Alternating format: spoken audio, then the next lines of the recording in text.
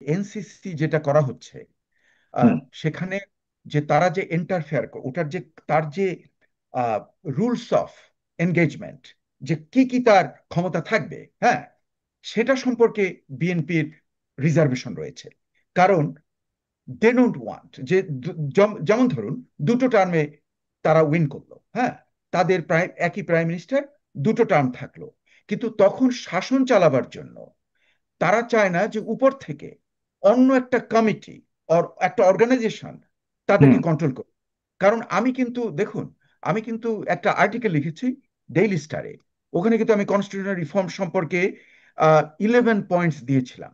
তার মধ্যে হুম। কিন্তু আমি ইনক্লুড করেছিলাম একটা কমিটি যেটা অপোজিশনের নেতাও থাকবে সেই কমিটির ভেতরে, হ্যাঁ, এখানে তাও আছে। কিন্তু the point which I am trying to make, যে সেটা হবে স্পেসিফিক কাজ।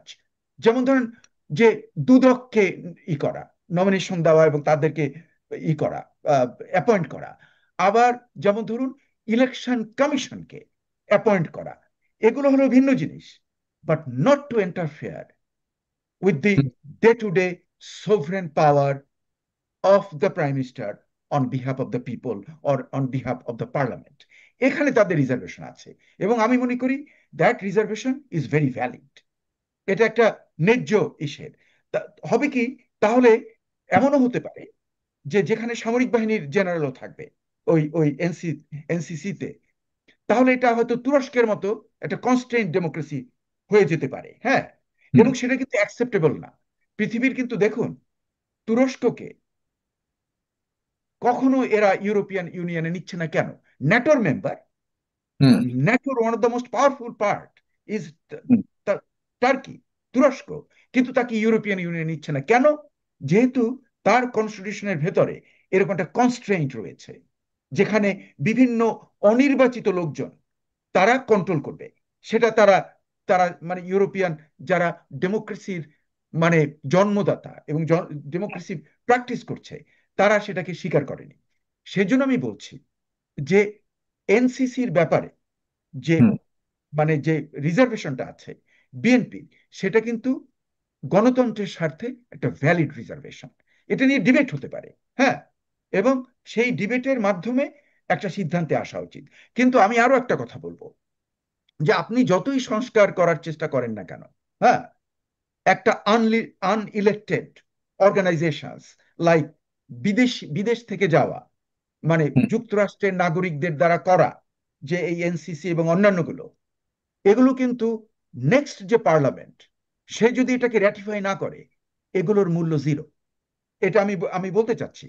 এটা কিন্তু একদম যে মাহবুব, মানে মামুন মাহবুব, আপনি যেহেতু অ্যাটর্নি, আপনি এটা জানবেন ভালো করে, যে যে এটা র্যাটিফাই করতেই হবে, এটা পার্লামেন্টে পাস হতে হবে, otherwise it's not gonna be a law. কাজী, এবং আরো একটা আমি বলছি যে যে কোনো ordinance or hmm. Executive order could be cancelled by another executive order. কাজেই আমার কথা হলো যে এই আলোচনার মাধ্যমে কিন্তু আমাদের মাথায় সেটা রাখতে হবে। হুম। সেভাবেই আমি মনে করি যে যে চার্টারের কথা যেটা বলা হচ্ছে, হুম। চার্টারটা হোক, সেখানে সবাই সই করুক, হ্যাঁ, তারা রাজি হোক, অনেক কমন প্ল্যাটফর্ম, যে পয়েন্টস গুলো সবাই রাজি হয় সেটার উপরে করে তারপরে নির্বাচন হোক। এবং আমরা আশা করব যে দল ক্ষমতায় আসবে সে এটাকে অনার করবে। সে যদি এটাকে অনার করে এটাকে আইনে পরিণত করে পার্লামেন্টে, তাহলে হুম। হবে বাংলাদেশের জন্য মঙ্গল।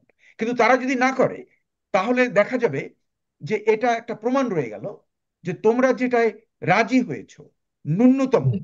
যে সংস্কারগুলো রাজি হয়েছো, সেটা তোমরা করলে না, হ্যাঁ, কাজে নেক্সট নির্বাচনে আমি তোমাকে ভোট দেবো না। এই যে সেন্সিবিলিটিটা। সারোয়ার ভাই, আপনাকে আমি একটু সাপ্লিমেন্টারি করি আপনার অনুমতি নিয়ে, উপস্থাপকের হ্যাঁ, অনুমতি শিওর, নিয়ে। শিওর। 2008-9 সালে ওই সরকার, সরি, 2007-8-এ ওই সরকার কিন্তু অনেকগুলো ভালো অ্যাক্ট অর্ডিন্যান্স করেছিল।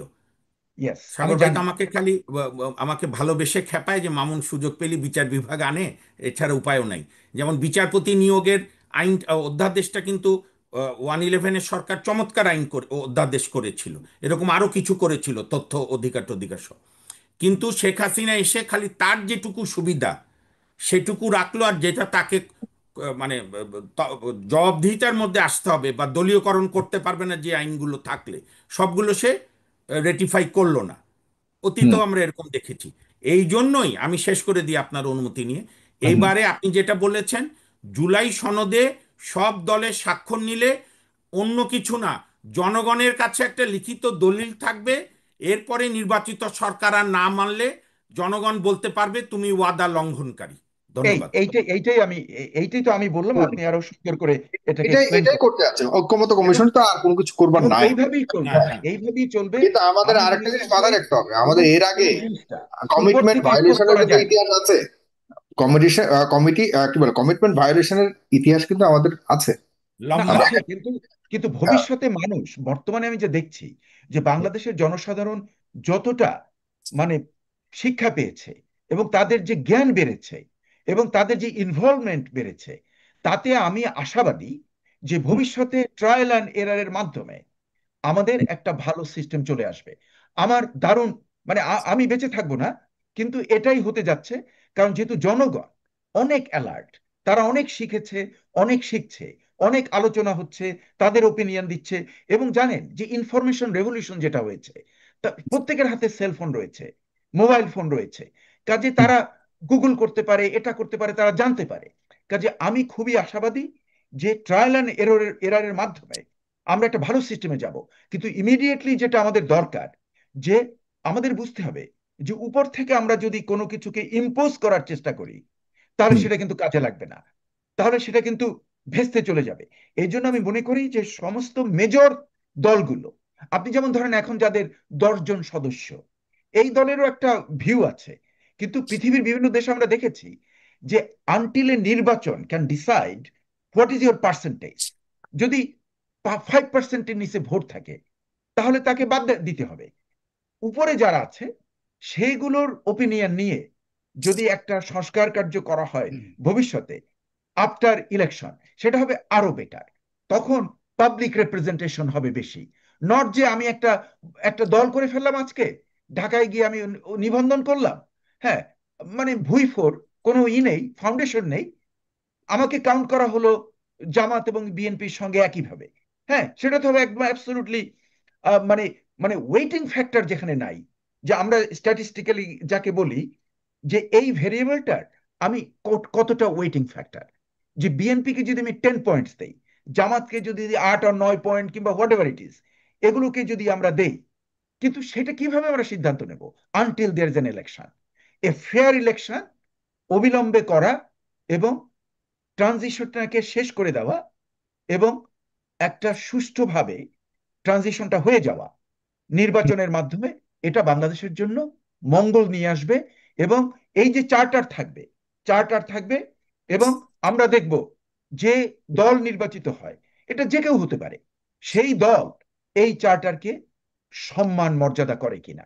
এবং আমাদের পত্রিকা, পেপারগুলো এবং বিভিন্ন যে ফোরাম আছে, সেখানে যেন সবাই সোচ্চার হয়ে যায়, কই, তুমি তো এটাকে সই করেছো, তুমি তো এটা মানছো না, এটা তো করছো না, কাজে আমি তোমার বিরুদ্ধে চলে গেলাম। এই যে ব্যাপারটা, যদি আমরা সবাই মিলে জাতিগতভাবে এটা করি, তাহলে আমি মনে করি বাংলাদেশের সামনে নিশ্চয়। মঙ্গলের। জি, আপনাকে অনেক ধন্যবাদ। প্রিয় দর্শক, কাল দেখা হবে রাত 9টায়। আপনাদের তিনজন করে যারা যুক্ত হয়েছেন তাদেরকেও ধন্যবাদ, কৃতজ্ঞতা জানাচ্ছি। শুভরাত্রি যান। আসসালামু আলাইকুম।